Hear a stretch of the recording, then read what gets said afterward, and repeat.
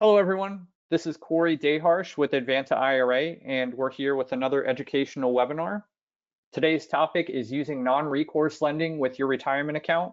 Again, my name is Corey Daharsh, and my guest today is Ryan Hughes. Ryan Hughes is the founder of Non-Recourse Loan.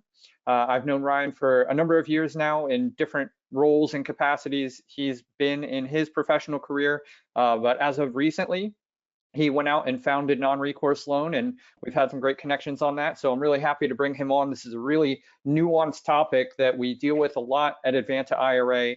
And great to have an expert like Ryan here to speak with you guys and give you some great education from the lending side of things. Obviously, we deal with the retirement account side, but there's the whole other side of these types of transactions, and Ryan's got great expertise and knowledge. Ryan, thanks for joining me.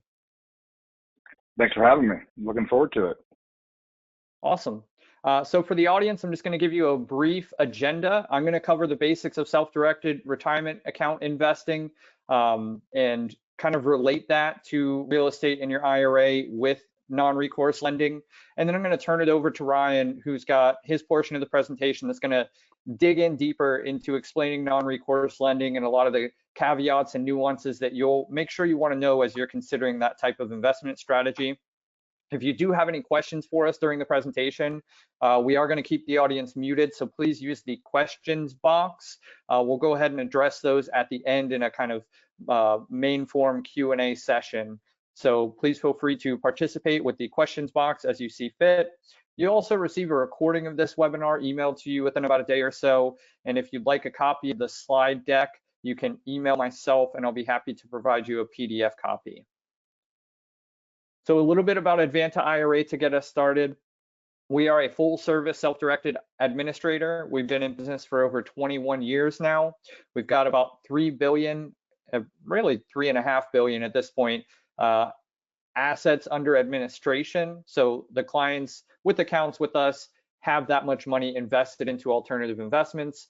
All of our clients' funds are safe and secure while they're not invested. And every client we have has a dedicated client account manager. So a one-to-one point of contact when you have any questions or concerns about your account, any types of investments you'd like to walk through strategies on, and that person's there to answer all of your questions and assist you with actually executing the transactions when you're ready to do so. A brief disclaimer before we get too far down into the details of the presentation. Myself and Advanta IRA are here for educational purposes only. We are not tax advisors, legal advisors, or financial advisors. So you want to consult and build your own team of experts as you're doing due diligence for any investment strategy. But again, this is all rounded information, rounded case studies and examples for educational purposes. I'm sure Ryan will have a very similar disclaimer as he gets started with his portion. This is all strictly educational content for you here today. So what is a self-directed IRA? Not a lot of people are aware that you can self-direct your retirement account.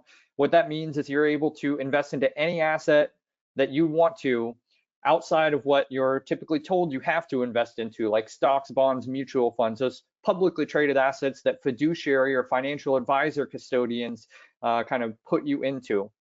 A truly self-directed account is one with a company like Advanta, where you say, hey, I want to go buy 123 Main Street, or I want to do a private loan to a friend or a local business, and that administrator lets you conduct that investment transaction. Again, self-directed is a bit different because you're putting more onus onto your own self in the self-directed capacity, that you have done your own underwriting, due diligence, built that team of CPAs, attorneys, advisors, that you're very comfortable with the risk and nature of the investments you decide to go into. There are a lot of different plans that can be self-directed. At Advanta, we offer traditional and Roth IRAs as well as inherited IRAs. We also offer health savings and education savings accounts. And then for small business owners or self-employed individuals, we offer solo 401ks, SEP and simple IRAs. And with the SEP and simple IRA, I would like to note, as of last year, they started allowing those to hold Roth funds in them. So you can have post-tax investing dollars in a SEP or a simple IRA, which you can also have in a solo 401k. And obviously the Roth IRA in itself is that capacity. So you can invest with either tax deferred money or post-tax money at your discretion, depending on what plan type fits your needs the best. And speaking of what plan type fits your needs, we're going to talk about that a little bit today with regard to some of the requirements of non-recourse lending. It's kind of a little teaser for you on some things that we'll be covering. So why do people choose to self-direct? A lot of people find that it's a new source of capital that they can take advantage of if they're already doing certain investment strategies. A lot of people are getting fatigued with the stock market. And then the tax benefits. When you're making investments with a tax deferred or a tax-free account, these are passive income generating investments. So you're not paying income tax on the returns that you're generating. You may have to pay that money later on in life if it's a tax deferred account when you pull that money out of your retirement. Or if it's a Roth account or post-tax account, you really never pay taxes on the income that you're generating with your retirement funds. Now, some basic rules about self-directed investing. I mentioned earlier, you can pretty much invest into anything under the sun. The only limitations the IRS has is by labeling certain transactions prohibited based on what they call subjective valued assets like antiques, fine wine, artwork, and then they label certain individuals close to you as disqualified persons, and you're not allowed to transact with them. Basically, I can't buy a property from a family member, or I can't let a family member be a tenant in a property that I'm purchasing. And those family members specifically are your lineal descendants and ascendants. So your family tree, the main truck of it up and down, your parents, your grandparents, and so on and so forth, your children, your grandchildren, and so on and so forth. Interesting to note, not disqualified persons, your siblings, aunts, uncles, cousins, other distant relatives. So those do not fall into the disqualified persons bucket, and you can transact with those other relatives. The main thing the IRS is restricting here is your lineal tree up and down. So non-recourse lending, I'm going to jump into this a little bit at a very high level, and then Ryan again is going to break down with his expertise on a more finite level some of the things you should be aware of and different aspects of the process of conducting a non-recourse transaction. So when and why do someone need a non-recourse loan? If you want to buy a property and your retirement account can't purchase it outright, you basically have two options. One is to find a partner to split that purchase with. And when you do that, the ownership is going to be based on whatever that split is at the closing table. So let's say it's a $200,000 property and I only have $100,000 in my retirement account. I'm going to have to find someone else with $100,000, and then all of the profits, proceeds, and the expenses of that property are going to have to be split 50-50 between my retirement account and the partner that I've chosen.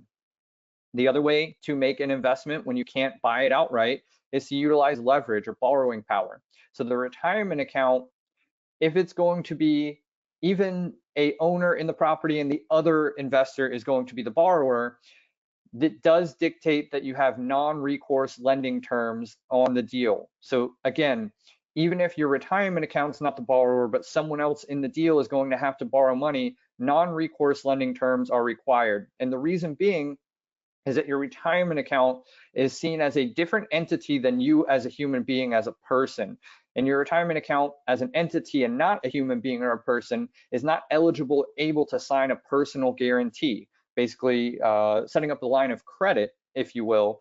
You can't do that through your retirement account. So very similar to investors that may be familiar with the checkbook IRA or checkbook control strategy, only being allowed to have a debit card or a savings account, not able to open a line of credit or a credit card in the LLC owned by the retirement account. You cannot go out and get a conventional loan. You have to use non-recourse terms. It does change things a lot for people that weren't familiar with that and just reach out to us at the outset and say, hey, I want to go buy this $500,000 property. I've got $300,000 in my retirement account. I'm going to use as a down payment. Technically, based on the IRS's rules, you can't structure it that way. You have to go this route or go through the partnering route that I described earlier. So acquiring a non-recourse loan, it's not as difficult as you may think, but it also does have its own caveats and specific nuances. So there are institutional and private options. You can go find a person, a friend, a family member that's not disqualified, other retirement account. If you're in our network and go to our Pitch, Promote, Prosper events, you might find someone else with a retirement account willing to do a non-recourse loan to you.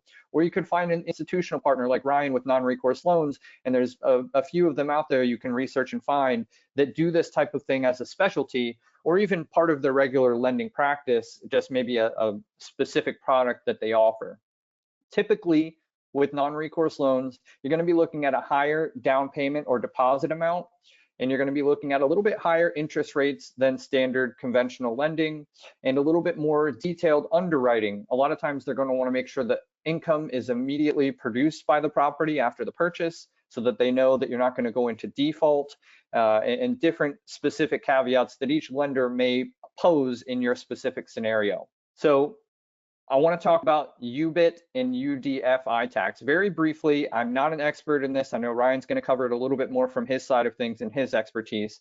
But these taxes, I know I mentioned earlier with the retirement account investing side, you typically do not have taxes applied to these investments because they're intentionally passive income generating investments. Well, what UBIT is, or unrelated business income tax, is a tax that's levied on the portion of the investment you make that is generating more active income than passive. So this applies in certain scenarios, not necessarily non-recourse lending on the UBIT side, but if you're investing into, let's say, a car wash or a laundromat or something like that, where there is some active income being generated by the investment, then you may need to file for UBIT tax accordingly based on that investment. That's something to speak with your CPA or tax preparer about. Again, I'm not a specific subject matter expert, but I did want to bring that up, because it also ties into UDFI, which is often confused or conflated with UBIT tax. And UDFI does specifically apply in non-recourse lending. And what this is a tax that's applied to the gains attributable in debt when the IRA makes an investment. So for example, if I go out and purchase a property in my retirement account that's a $200,000 property, and I need to utilize leverage or financing for $100,000 of that, I'm going to have to pay UDFI tax, unrelated debt finance income tax, on the $100,000 that I borrowed. That tax is typically levied at a 37% tax rate, so it's a bit higher rate than you would typically pay in a standard scenario. The bonus is that you're making this investment, and hopefully you've done your underwriting and you're generating enough returns for that to be kind of a softer blow. But if not, again, it's very important that you do your underwriting to make sure the deal still works out with this in mind. And one key benefit that I want to outline here is solo 401k plans are not subject to UDFI tax, whereas your IRA accounts specifically are. So if you're someone that's a small business owner or self-employed, or you speak with your CPA or tax preparer and you have the ability to set up a solo 401k plan, that's very much in your best interest if this is the type of investment strategy you want to do, because you can avoid that UDFI tax specifically with a 401k plan. There's other options and opportunities on more of a industry level, if you're investing into real estate syndications and things like that, where they can use what's called a blocker corporation or a C corporation to block out the UDFI tax side of things. I'm not a subject matter expert in that either, but there's some strategies and things that maybe we could talk about one-to-one if you have further interest in those aspects. So if you do have a UBIT or a UDFI bill, it's relatively simple to take care of. You just need to file the 990T form with the IRS. The typical filing deadline is April 15th, just with your standard filing, unless you have extensions by any chance. UBIT tax only needs to be reported and paid if the total amount owed is over $1,000. And if you do have to pay this, it's very important that you set up a unique tax ID number for your retirement account. So those are some big considerations to be had. Obviously, if you're in a position where you're making investments where you think UBIT or UDFI is going to apply, you're going to want to speak with your tax preparer probably earlier in the year or at the tail end of the previous year, so that you're not one of those people waiting until April 1st to even try to touch base with your tax preparer to get these types of things sorted out, because they're very nuanced, and it's very important that you handle it appropriately if you're going to make these types of investments. So there is, again, a big difference with investing with a 401k versus an IRA account. It's easier to invest with an IRA because everyone can establish it and the custodian does all the reporting for you. There's no need to validate with an IRA like a 401k account. You can use the blocker corporations to limit the UBIT tax that I referenced earlier. but there's typically not the ability to take advantage of deductions or depreciation to offset the income for your investments. That's a kind of handoff that you get by investing with a tax sheltered retirement account as opposed to a personal direct investment. The pros for investing with the solo K, I feel like I've covered them a few different times here over the past few slides, but it's not subject to the UDFI tax on income related to the leveraged real estate. You can use checkbook control strategy simply by leasing our 401k plan document. So it's a very simple way to get that checkbook control strategy I referenced briefly earlier. That's really a different topic for a different presentation, but if you're interested in checkbook control, you could reach out to me directly. And you can consolidate funds from your existing IRAs and 401k plans into a solo K. So if you have existing plans and you qualify to set up a solo K, again, it's really a great option for those investors that are looking to do leveraged real estate investing transactions. I think I pretty much covered this earlier, but just for relative example, if a project is 70% leverage, then 70% of the income returned to the IRA is subject to UBIT tax. Interest income is exempt from the UBIT tax. The use of a C Corp or a blocker corporation can be used, which pays a 21% tax rate for C Corps instead of the 37% tax rate. And even if UBIT applies, its rate of return is better.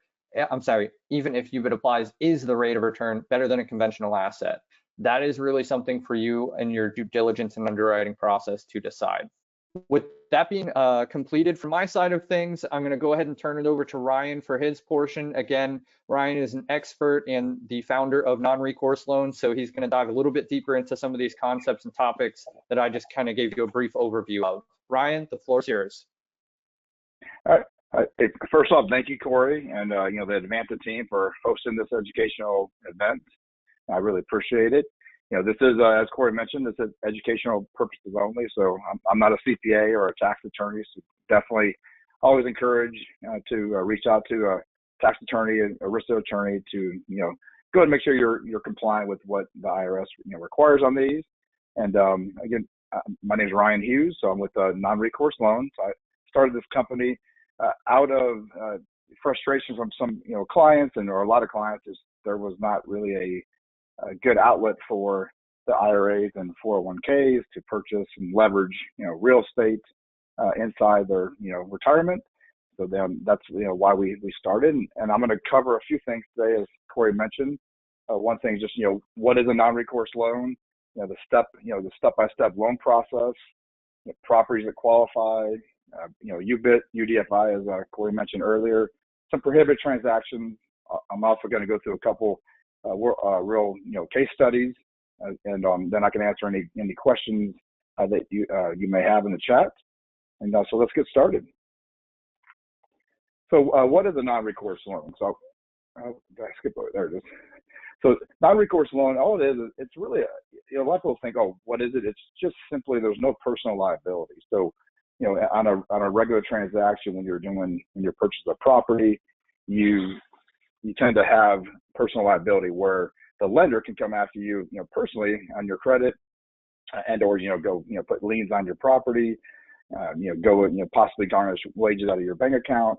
So with a non-recourse, there is you don't have any of those personal liability that that you would typically have on your traditional loan. So that that matters. With the IRS, why it matters. The IRS rules, you cannot have any personal guarantees when you use your IRA or 401k. It also, we make sure our loans are IRS compliant when you're leveraging real estate. Some lenders out there, they say they do them, but then they have a little carve out. So you always want to double check, your closing package to make sure they don't have any, it's called a bad boy carve out, where they could actually go after you personally. So I always recommend double checking that just to make sure that's not hidden in there somewhere. It's great because you can leverage the real estate, obviously, IRS compliance, and then of course, shield your personal assets from liability. You can go to the next slide there, Corey. Okay, what property information is needed? It's pretty standard. It's just like a traditional mortgage. And typically most non-recourse loans are single family, 1 to 4 units, condo, townhome. I put commercial in there because there are some options for commercial. So you shouldn't say they're not available, but just sometimes check with the lenders. There's not as many options when you go for a commercial loan. Of course, you need to include the contract price. We want to know the market value. That's what we base it on. So the lesser of the two is going to be the appraised value or the actual purchase price. The rental income, you want to try to get with a realtor and do the comparable market rent, or if there's already a rent in place, we can use that as well for your rental income. Any recent upgrades, new repairs, definitely make note of that when you have your inspection. Your actual inspection while you're doing your due diligence period. If there's something major plumbing, electrical, that's probably going to cause a problem when it comes to the actual getting financing. So always look at that, and you may need to address some of those issues if there are any before we actually close the loan. So definitely do that up front versus going through the process, getting the appraisal, spending a lot of money and time, and then you realize the property's not ineligible. There's something typically 1940 and older pose a little more difficulty, but we can get into more that information at a later date. So the property conditions, operating expenses, you want to get the taxes, the insurance, HOA. We don't necessarily look at the utilities. I recommend you do, but and then the management costs. What are the property managers charging? If there are any, and then also we do put in typically a vacancy factor on these loans, and then of course the ownership structure. It's going to be in the name of the SDIRA, your solo 401k. So just whenever we do it, we want to have the actual legal entity name, which however we're going to title it. You can go to the next slide. Ryan, I had a question from the audience, if you don't mind me kind of conveying it, I guess, in the context of what information is needed here. Are you also Sure. looking at the intended investment strategy for these types of lending? And the reason I ask is the question from the audience was someone that says they flip houses in their self-directed retirement account. They've tried to get non-recourse loans for one of their flips and couldn't find any lenders willing to make them. Is that because non-recourse lenders are typically gearing more towards rental income properties, or is flips a asset class that non-recourse lending could be done? Maybe this person just didn't find the right lender out there. Great question. So that comes up a lot. There are, just like commercial, it's very limited with fix and flip options for the non-recourse loans. They're based on, they have to be income producing. Typically on a fix and flip, you're not doing income producing out of the gate. You're buying it, value add, and then you're going to sell it. There are some options out there. They're just very limited. So definitely you can always message me, and I can try to help you facilitate that. With either we can do it, or which I'm not saying we're not doing those until probably the second half of the year. So, but I do have a couple other options that could potentially work for it. And a similar question just came in as you were answering that. Before we move on, it is relative as well. Do you do non-recourse on new construction? Like I build construction using my self-directed IRA, and I want to refinance this new construction so I can use my funds for the new project. So as you just mentioned, a lot of these deals are based around the property being immediately income producing. So I feel like that's also a very similar niche as flips, where it's not going to be income producing immediately. So the numbers have to work out right, at least expectation wise, for that deal to generate some good profits and proceeds for the lender to be willing to put their skin in the game. And I'll let you expand on that, obviously. So, and that's kind of a two-part question. I'll answer the first part. If it's new construction, we won't do the construction loan typically. I'm not saying that's not an option out there, but to dive in a little deeper, if you go ahead and complete the actual construction loan, the project's done, there's a CO, and you would like to just leverage against that existing asset once it's complete, we can definitely do that. So we can definitely pull money out of that project once it's done, and then so you can go ahead and do another project. So you can, at least we can do that. I think some other lenders may have some seasoning restrictions, and it has to be 3 months or 6 months. So definitely always double check before you start that construction project. I would recommend reaching out and just to make sure that we can take you out, or the lender can take you out after the fact, and so you can recover your cost. Awesome. All right. Thank you very much, Ryan. I will advance the slide and let you get back into the step-by-step loan process. Sure. So I put it in here. This is estimated. I mean, it could potentially where everyone asks like how long does it take? I always say 30 to 45 days.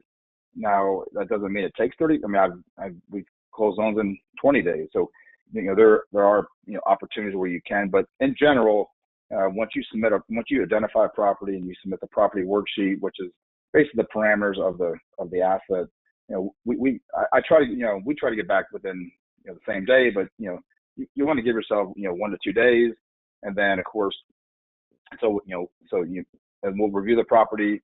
So once that's done and we run the numbers, usually you're looking at another. So within 2 to 3 days, you'll have that we can preliminary do the loan, and then of course we want to validate the numbers and go ahead and get a little more information with the application and the appraisal. So once we know we agree, there's a initial loan commitment, then you go ahead and submit the application. I don't recommend doing that up front. I would go ahead and wait because it is all contingent upon the property. So there's no point in doing a credit application or anything until you actually identified a property that works. And then once we do the application, you will get the appraisal. There is a deposit. This is pretty standard across all lenders. They do want to have appraisal deposit. Whatever's left over from that appraisal would get refunded or credited towards closing costs. And then that's very, very simple for you. The appraisal and underwriting, typically I say give us, it could be 3 to 4 days, but just to be safe, 7 to 10 days. And then of course, closing and funding, give another 5 to 7 days, kind of to look at with the title company and make sure that all your numbers work. So you're looking at, again, 30 to 45 days is a pretty safe estimate when you're doing these loans.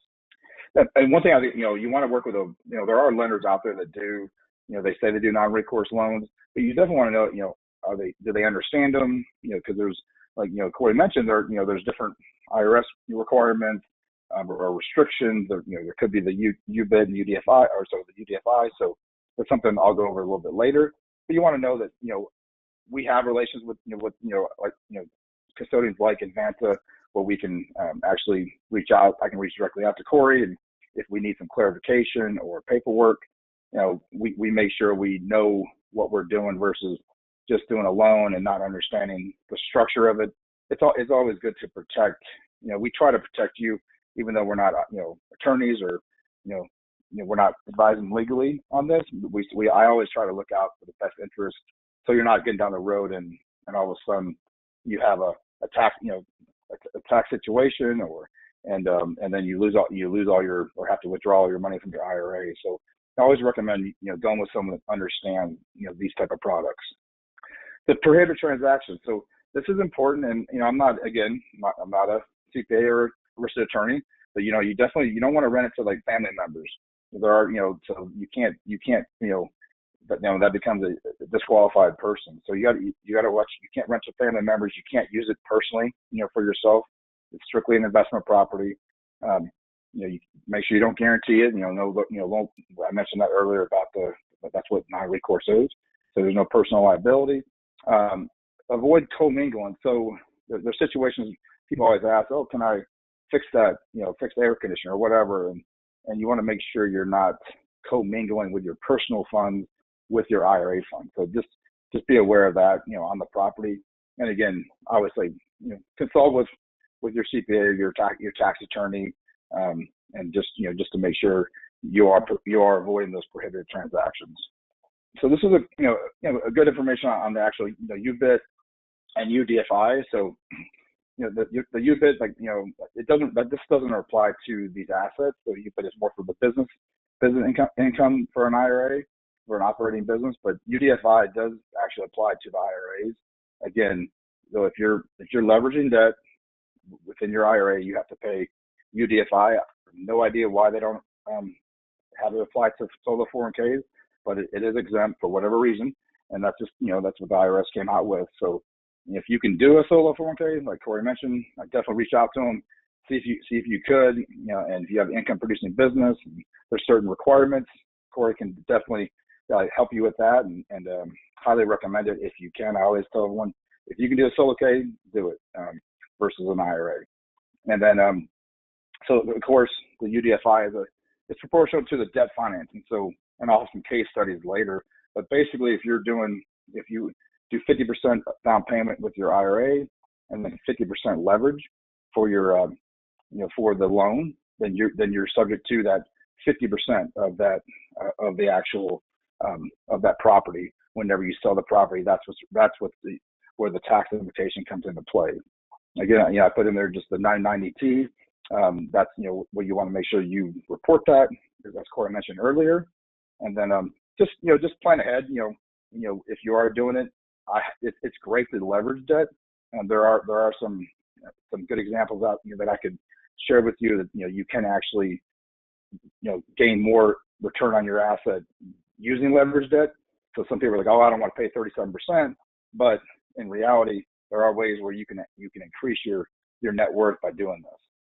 All right, so this is one of the case studies, and this is just an example of one we've worked on before. So this is just a $250,000 purchase price, loan $150,000, 60% loan to value, which is pretty common.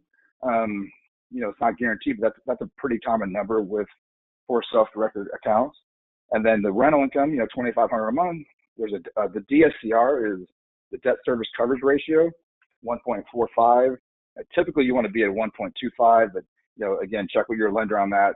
That does vary. The UDFI tax, 60% of net income. I don't know if I can see that. What I have on the slide's cutting out for me for some reason. Can you see that, Corey?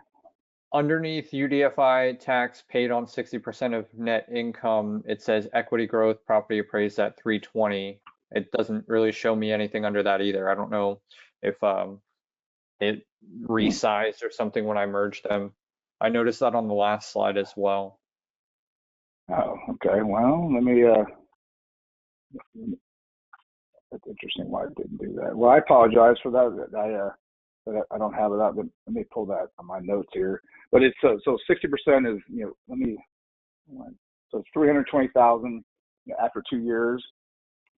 You're looking at about a $70,000 gain. So so I'll have to figure those numbers out manually, but I don't have them. I don't know why I don't have. On the next slide, I actually have it. Let's go to the next slide because that actually breaks it down a little where I can see all the. Ryan, let me pause real quick. I'm gonna stop sharing my screen and I'm just gonna pull up the slide deck you sent me. Maybe that'll be sized correctly. So for the audience, I'm gonna stop sharing my screen momentarily. So 60. So you have at a $320,000 profit, the actual appraised value for the property, you're gonna have about a $70,000 gain, which is 60% of that is $42,000. So then you're talking $42,000. And then you have to figure the 37% for your actual UDFI. So you're looking at about $15,540 for the tax, your actual tax implication on that one. So your actual net profit would be the 70,000 minus the 15. About 55. Yes. So you're looking at right around 55,000. But if you look at it, if you had the same situation, and there's some scenarios where you're on that property, it just allows you to buy that, purchase that property, get the gain. Where if you weren't able to do that, and then your gain's gonna be significantly lower on a smaller property versus obviously the larger one. So that's where it really, even though you're paying that tax, it still in essence benefits, allows you to benefit the profit. So. All right, and there were two questions that came in from the audience. What is the requirement for down payment when you take a non-recourse loan? Is there a set threshold? I know I'm familiar with seeing usually 50% down roughly on average, but is there a specific set minimum? Is it case by case depending on the lender? It is case by case. The deriving factor really is the DSCR, so the debt service coverage. That's really where that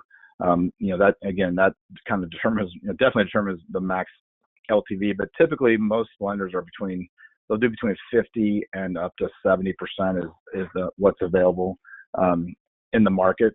So but it just really depends on the lender. So I would check with that, but it's between 50 and 70% loan to value. So 30 to 50% down payment. All right, and this next question, I believe I can answer it actually. What if you hold this house until you are 65 years old? Do you still have to pay UDFI? Yes, UDFI tax is irrelevant to your age. It's based on the actual investment and income being generated by the leveraged portion of the investment. Completely indifferent to if you're a 35-year-old retirement account investor making this deal or a 65 or 70-year-old retirement account investor making this deal. All right, Ryan, I just bumped the slide to the next portion of your case study here. No, perfect. And this one I do want to. Well, I'll go over the slide here, but I had 35%, but that's obviously it has been updated to 37. So just be aware of that. So this is so we have someone that purchased the property. Alexi purchased it at $60,000. I'm sorry, she had $60,000 in her IRA. It was a $100,000 property. So she basically secured a $60,000 non-recourse loan with her IRA. Of course, made the monthly payments directly from her IRA. Property sold for $125,000, $25,000 gain. So purchased for $100,000, sold it for $125,000. Profit was $10,000 for her IRA and $15,000 from the actual debt. So the UDFI is just for the $15,000. Tax I put 35%, but $5,250. And this one had actually ended up netting $19,750 profit. So that's just another example of a similar thing. It's a 60% loan to value, which is pretty common. That's why these are mostly what I do. I try to be at that 60% loan to value, but unless we can go higher. And I just wanted to add one piece from my side of things, just for the audience to explain why Lexi borrowed $60,000 instead of $40,000, which she would need to close on the deal. And the reason is that once that deal is closed, if she has $0 left in her retirement account and expenses come up for the property, her hands are completely tied and she can't pay for those expenses. So it could be at a detriment to cut yourself too thin. That's why you would want to borrow more just in case as a security net or a safety cushion in case Lexi bought the property and then needed to put a roof on it before she could turn around and sell it for $125,000 or something like that. So even in a scenario that's not a fix and flip, you do want to make sure you're not cutting yourself too thin and borrow an appropriate amount so that you're not handcuffed to whatever balance you had left in your IRA if other expenses were to come up on behalf of that property. Thanks. So Corey, yes, I'm glad you brought that up. And one thing, if you go back to that, one thing about that is, and I always, I let people know that, they're like, I have 100,000 or I have 60,000. So then I always base their, what they can purchase on the down payment of, whether it's 30 or 40 or 50%, but also I always say, you want to have most lenders want you to have 10 to 15% reserve buffer for exactly what Corey mentioned. And also you have, a little closing costs in there. So there are closing costs, so if you have, obviously you can't use all the 60,000 for the down payment. You'll need some closing costs. And then of course you want that reserve buffer that Corey mentioned, that you can't use your personal funds, which I mentioned earlier about the commingling of funds. So I'm glad you said that. So yes, so typically reserves are about 10 to 15% required based on the lenders out there. Got it. And I'll bump you to the next slide here. Thanks for expanding on that. Yep. Yeah. And this is just some common questions. So I mean, and of course I know we have some, but what property, is the property eligible?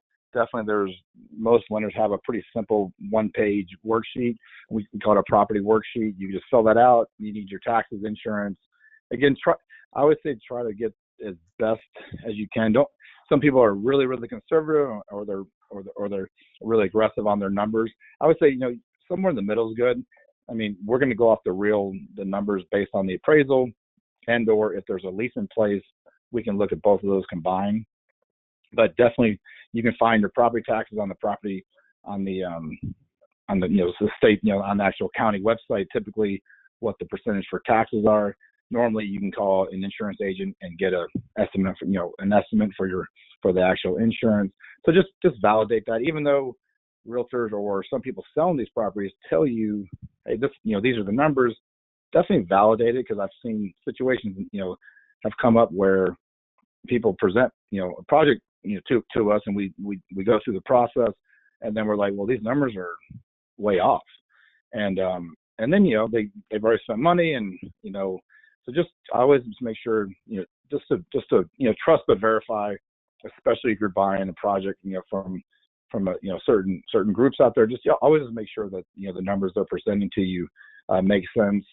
And one other thing about eligible properties is you also got to look at short-term rental, midterm.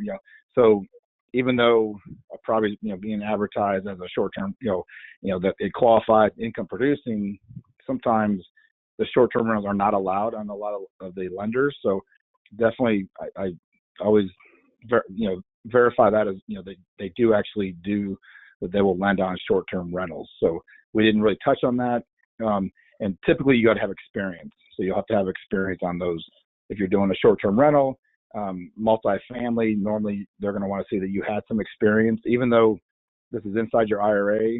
If it's your first apartment project you're purchasing, normally most lenders want to see that you have some that you've actually done this in the past, or maybe you're partner with someone. Maybe there's another. So some people do partnerships, but we can always dive into that at another time. So UDFI, definitely, we went over that as well. What documents I need to submit. Typically, it's the purchase contract.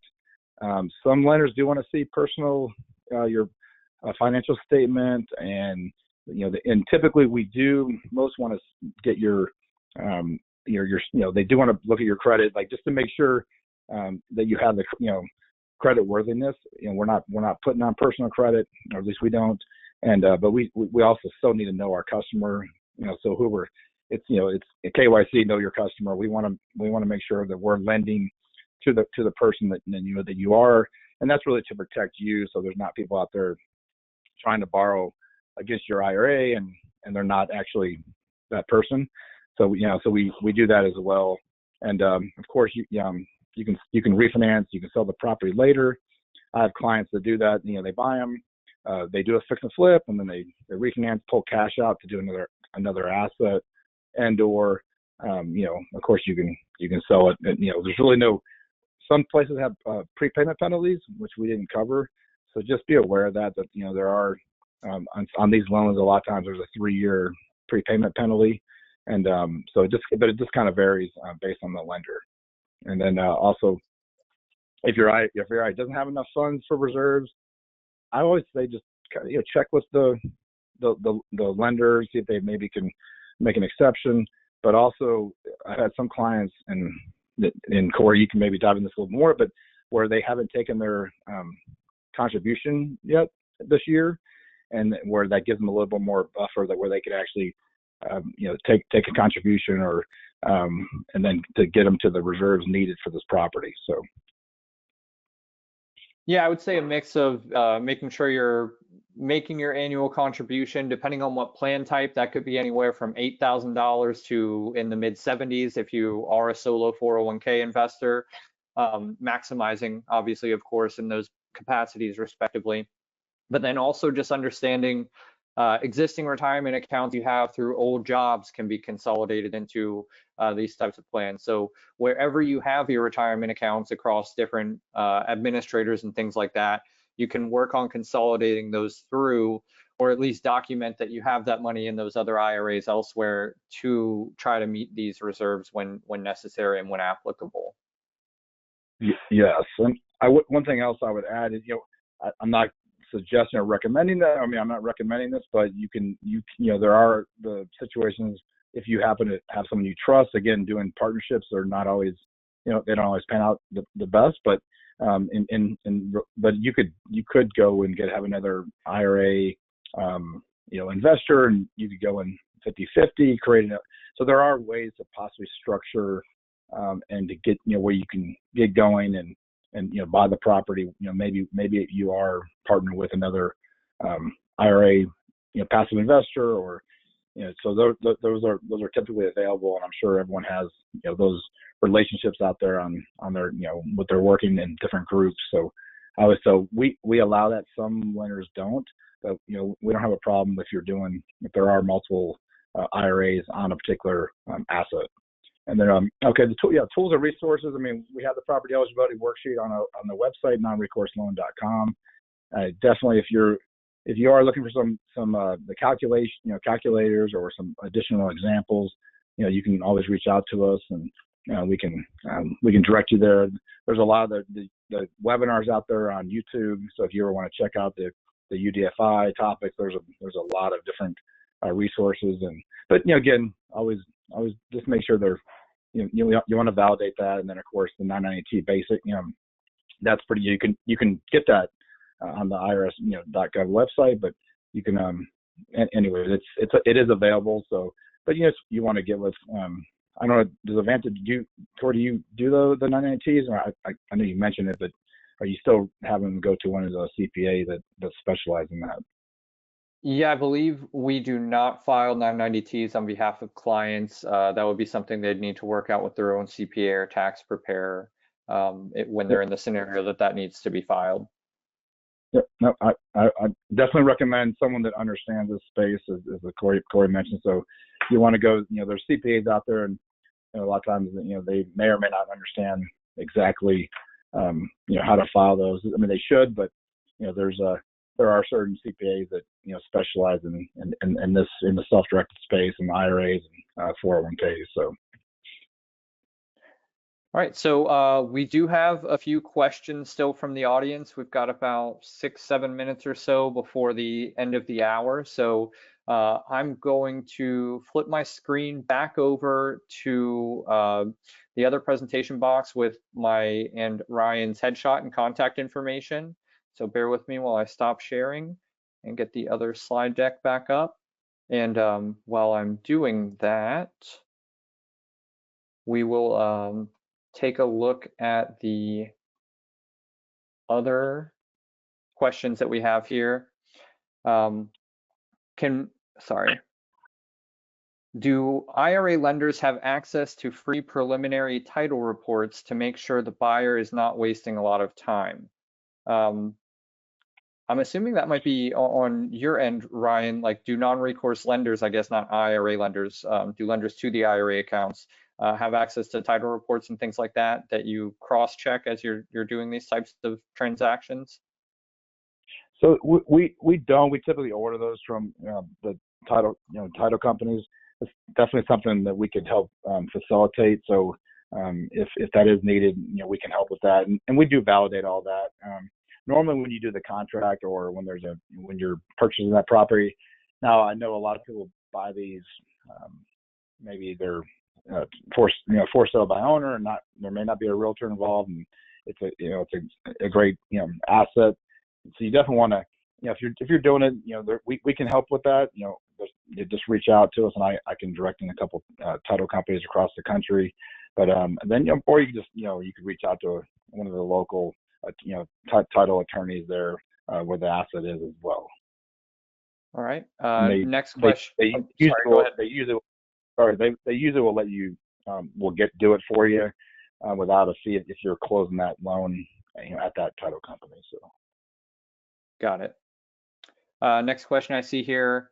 Can we mix the real estate investment with an assumable VA loan? Follow-up aspect to that. Example, 300 IRA money, down payment, 300 VA loan because of the lower rate. So again, the whole nature of this presentation is that your retirement account cannot take advantage of conventional lending, VA loans, things like that. You have to go the non-recourse component if your retirement account is even going to own 1% of a piece of investment property, and even if it's not going to be the actual buyer. Your retirement account could have all of the cash in hand needed to take on a portion of ownership in a deal, but if the other investor is needing to utilize leverage, non-recourse lending is required, which cuts out VA loans, cuts out any other types of lending. And there was an additional question as well about depreciation to offset the UDFI. Again, I covered this much earlier in the presentation. Maybe this person signed on later. You cannot take advantage of depreciation with a retirement account because you're not actually using your retirement account to file taxes except for UBIT and UDFI. So your depreciation benefits that you can take advantage of when you're making this investment personally with your own savings dollars and your own cash as an individual is a completely different set of benefits than your retirement account making the investment. So depreciations are not able to offset UDFI or anything like that, and VA loans do not apply when a retirement account's making the investment.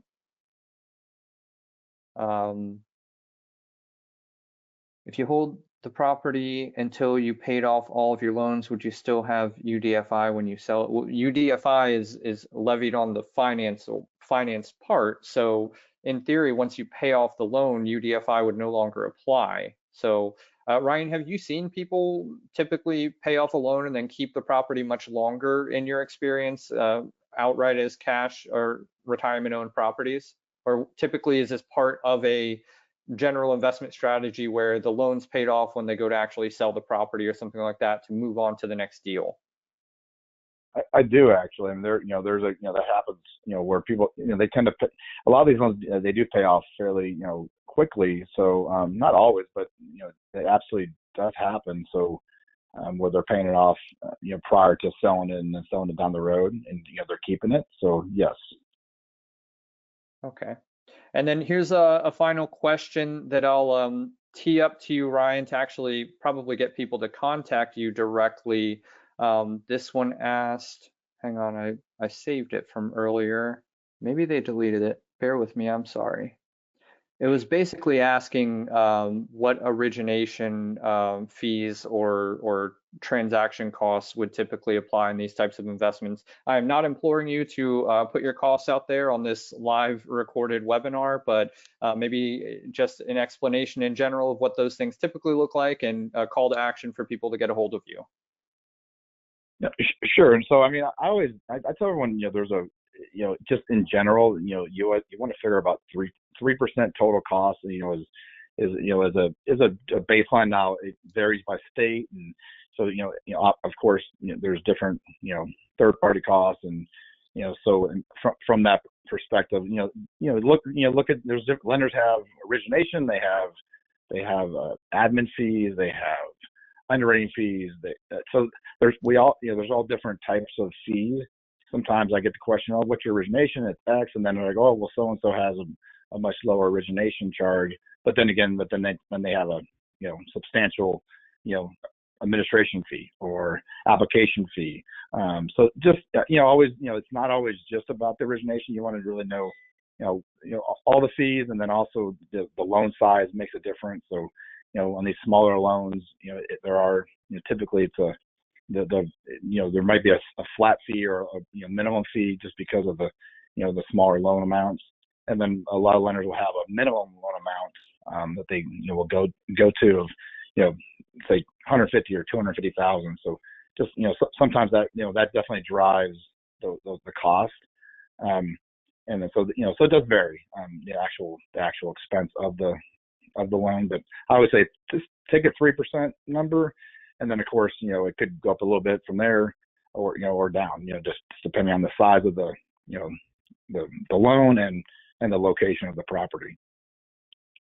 And Awesome. the call to action, definitely on non-recourseloan.com. You can go on there and just click apply now, put in your name, email, phone number, and reach out to us, and we will reach out to you directly once you put that information in there. So it says apply now, but that really is our contact page. And you just, all we need is your name, email, and your phone number. Awesome. Well, again, thank you everyone for your time participating in today's educational webinar. You will receive a recording emailed to you within about the next day or so, and the recording will also go up on our YouTube page, Advanta IRA on YouTube.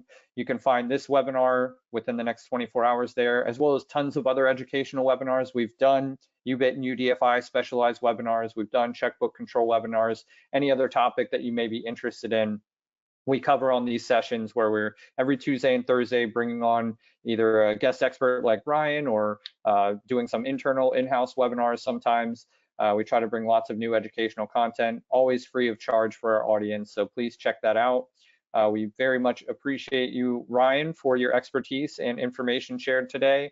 Everyone, I hope, will reach out to you that has interest in learning more or actually interest in pursuing a loan themselves through non-recourse loan. And thank you all for your time. Hope you all have a great rest of your day. Thank you. Thank you.